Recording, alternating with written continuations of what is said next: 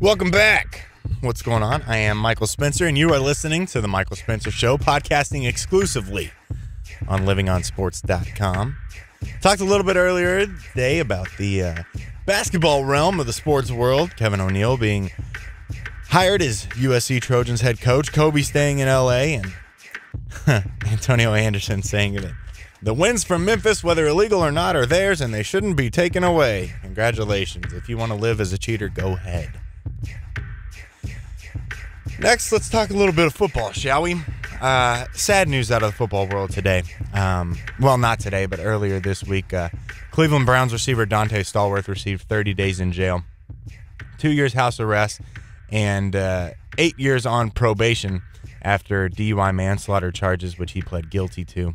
He also reached a financial settlement with the family of Mario Reyes, who Stallworth killed. He was a 59-year-old construction worker, and this is really disheartening at best. This speaks so poorly of the U.S. justice system and the way we in America allow celebrities or pro athletes or people of fame to get off with whatever they do. Michael Vick received 23 months in prison for killing dogs. And while I'm certainly not condoning dog killing, and I believe that Vick's 23 months in prison were justified, but you can't tell me that Donte Stallworth doesn't deserve more, or at least half of that, after killing a human being. For those of you who don't know, Stallworth DUI manslaughter earlier this summer in Miami. And this is just ridiculous. This is heartbreaking because it speaks so poorly of what we allow these people to get away with, these people of fame. If it's anybody else, they're not getting away with it. They're not getting away with it, plain and simple. If it's anybody else, they're spending the rest of their life behind bars. As well they should. And Stallworth is no different. This is flat out ridiculous.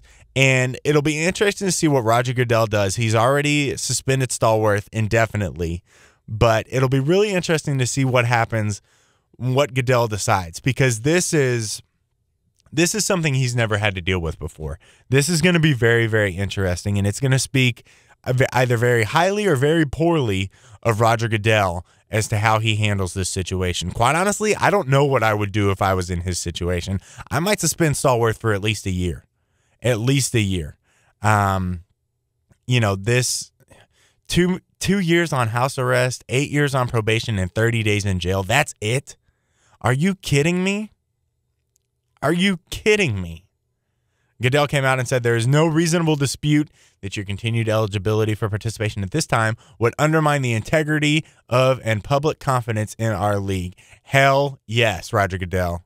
Hell yes. And you know what? If you want to send a statement, suspend him for a year. Please. At least. If not a year, at least 8 games. What are we giving guys who get caught with drugs? And we're going to let somebody who killed somebody and admitted to it? Not only did he kill somebody, but he was drunk when he did it.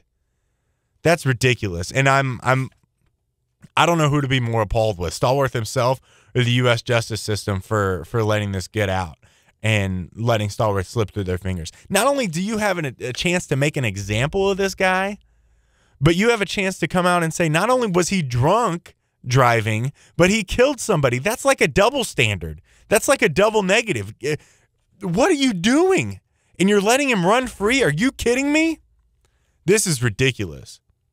He's got to go undergo drug and alcohol testing. His driver's license was suspended for life, and he must perform 1,000 hours of community service. But you know what? The other guy's dead.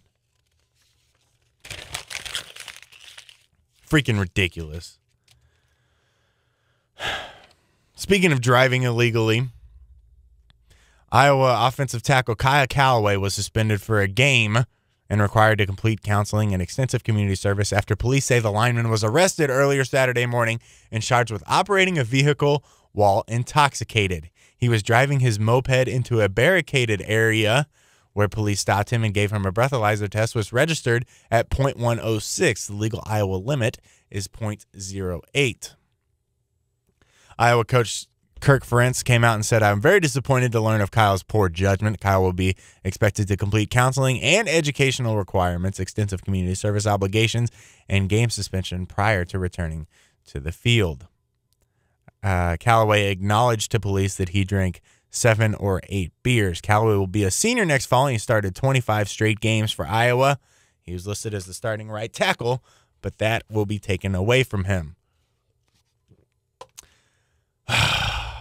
Do people just not get it?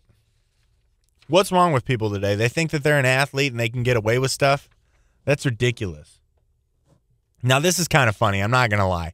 Like, he was driving a moped drunk, so he got pulled over. He wasn't, I mean, I don't know that you're going to run over anybody in a moped and do them serious damage, but it's the principle of the matter. I'm sure Callaway got on his motorcycle, well, on his moped, and I don't want to speak for him, but I'm sure he got on there and said, whatever. I'm an athlete. Nobody's going to pull me over. If they do, they'll let me go. Thank you. Thank you, Iowa City, Iowa Police, for actually upholding the standard of the law. This is depressing. This is upsetting at best. I'm getting all sorts of frustrated here. I was having a good night till I came in here and started recording this and started reading about how stupid people were. I tell you what, here's what we're going to do. We're going to take a break, and when we come back, we're going to talk about Kerry Wood, talk a little bit of Major League Baseball, the Washington Nationals on a 4-game win streak. That's coming up. Don't go anywhere. The Michael Spencer Show continues right after this.